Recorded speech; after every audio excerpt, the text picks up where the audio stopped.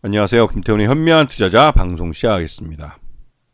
본 영상에서 다루는 내용은 투자 권유가 아니며 각 개인의 투자 판단에 대한 책임을 지지 않습니다. 별도의 SNS 채널 가입을 유도하거나 투자 권유 및 유료 리딩 서비스를 홍보하는 불법 사칭 계정에 유의하시기 바랍니다.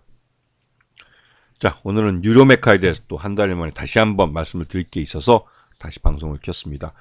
이 뉴로메카는 지난번에도 말씀드렸지만 협동 로봇 쪽에 강점을 갖고 있는 회사고 포항 지역에 이 지사를 두고 있으면서 포스코와 끈끈한 관계를 맺고 있습니다. 이 회사를 창업한 박종훈 대표도 포스텍이라고 이제 거기 출신이고 해서 나름대로 포항제철하고는 그 끈끈한 관계를 맺으면서 요번에 이제 투자도 받고 그랬던 회사죠. 그러면서 이제 이 포항 지역에서 이 협동 로봇을 갖고 다양한 제조업체들과 관계를 맺으면서 사업을 확대해 가고 있습니다. 이 업체가 만든 이 협동 로봇은 뭐 인디나 모비 또 아이콘 뭐 델타 로봇도 있지만 요번에 용접용 로봇 협동 로봇인 옵티도 12대를 HD 현대 3호 조선소에 납품을 한 이력을 갖고 있습니다. 이 말뜻은 실제로 이 뉴로메카가 만든 이 용접용 협동 로봇이 조선소에서 작업을 해본 이력이 있는 것이죠. 요번에 이러한 그 옵티 12대를 사용하면서 현대 사무조선이 이 협동 로봇을 조선업에 직접 그 부족한 인력 전문공, 그러니까 숙련공이라고 그러죠. 부족한 숙련공들을 대체해서 사용을 할 수 있겠다는 걸 검증을 한 겁니다. 그렇게 해서 이제 본격적으로 이제 HD 현대 사무조선소부터 시작해서 이런 협동 로봇들을 조선업에 도입을 하겠다는 것이죠.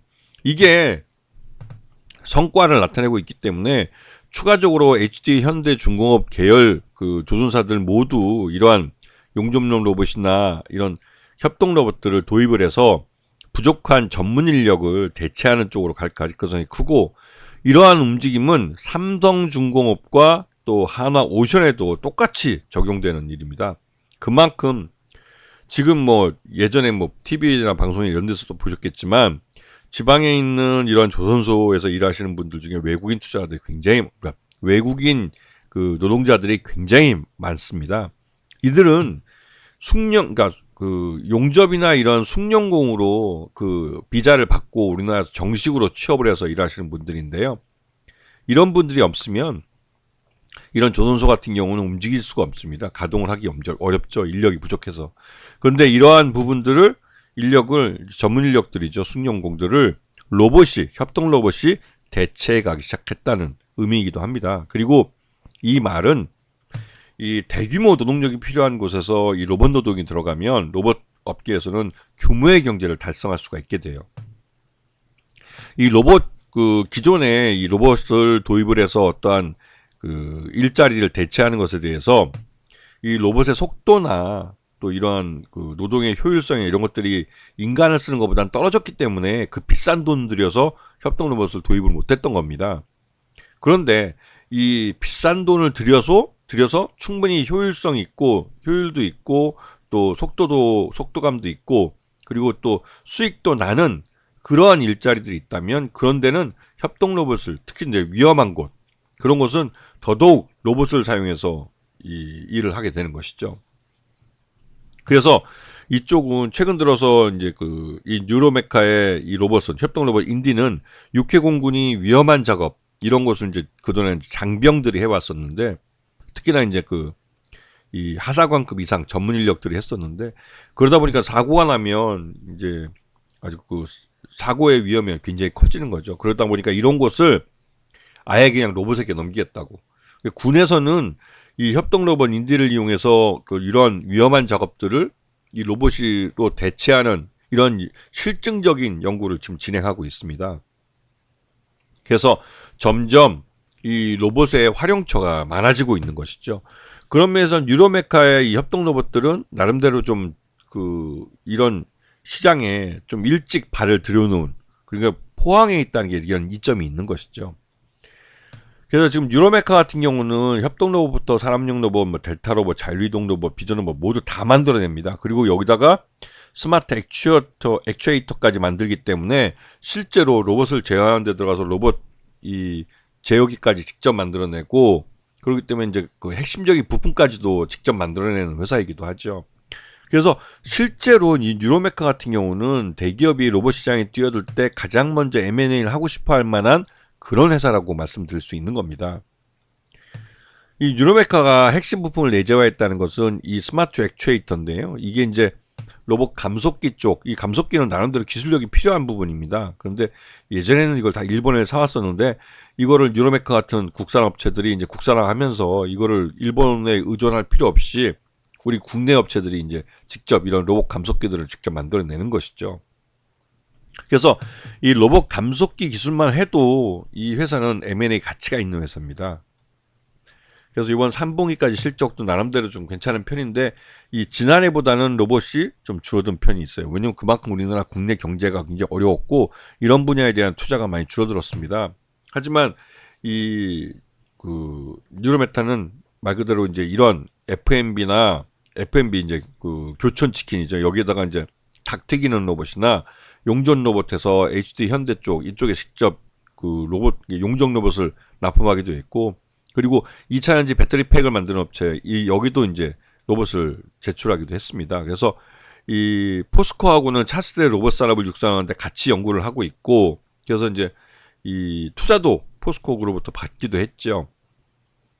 그래서 뉴로메카 같은 경우 올해 매출액이 한 200억 정도를 넘어갈 것이라고 기대가 되고 있는 상황입니다. 지금 3분기까지 실적을 보면 172억 누적 매출액을 달성을 했고, 그 영업 손실은 여전히 뭐 152억 좀 큰 편이죠. 여전히 이제 R&D나 이런 부분에 들어가는 비용이 많기 때문에. 그리고 이 단기 순손실도 127억 정도 발생한 상태입니다. 그렇기 때문에 외부의 투자를 계속 받아야 되는데 이번에 포스코한테 주식을 그 전환사채를 투자받았죠. 그리고 이번에 최대주 특수관계인 지분이 21.61% 정도입니다. 굉장히 좀 최대주 지분이 좀 낮은 편이죠. 그래서 지금 요번에 2회차 100억짜리 이거를 또 이제 그 전환사채를 발행을 했는데, 이게 이제 포스코에서 이제 인수를 한 겁니다.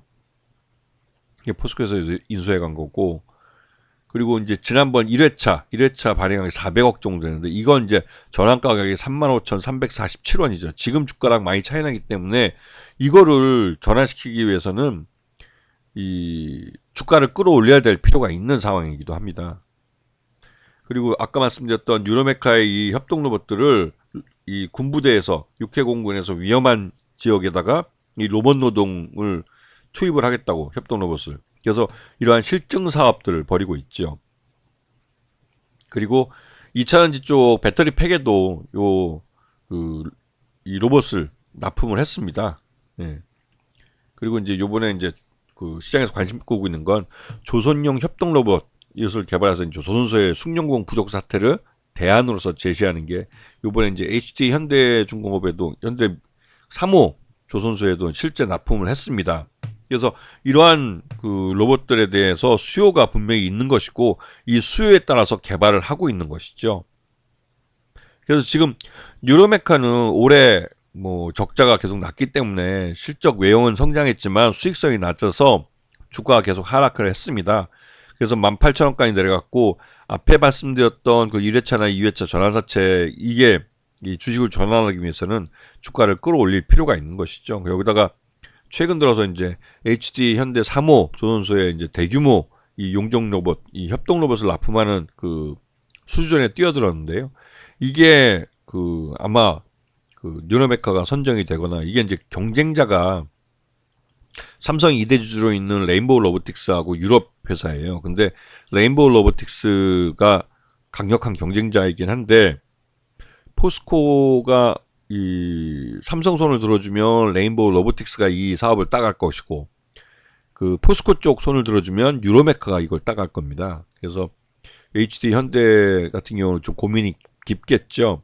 근데 이미 3호 그 조선소에다가 이 뉴로메카가 이미 납품을 한 전력이 있기 때문에 뉴로메카가 좀 유리한 위치를 선점하지 않았나 생각이 좀 듭니다. 그리고 실제로 여기서 대규모 납품을 하게 되면 이번 그 납품권을 중심으로 해서 삼성중공업하고 하나오션에도 납품을 할 수 있기 때문에, 그런 면에서 뉴로메카 같은 경우는 이 조선 시장에서 이 협동 로봇을 갖고 확실하게 자기 시장을 갖게 되는 그런 의미가 있습니다. 그러면서 이제 매출 외형도 크게 올라가게 되고, 이렇게 되면 전환사채에 대한 주식 전환 가능성이 높아져서 계속 경영을 해갈 수 있겠지만, 이게 실패하면 경영권 매각으로 갈 수밖에 없겠죠. 왜냐면 이 앞에서 대신권 쪽을 통해서 이제 발행한 전환사채 그 물량도 큰 데다가 요번에 포스코 쪽도 발행해 놓은 게 있기 때문에, 이게 이 풋옵션을 행사할 때가 되면 진짜로 부담이 되는 겁니다. 왜냐면 지금도 적자인데.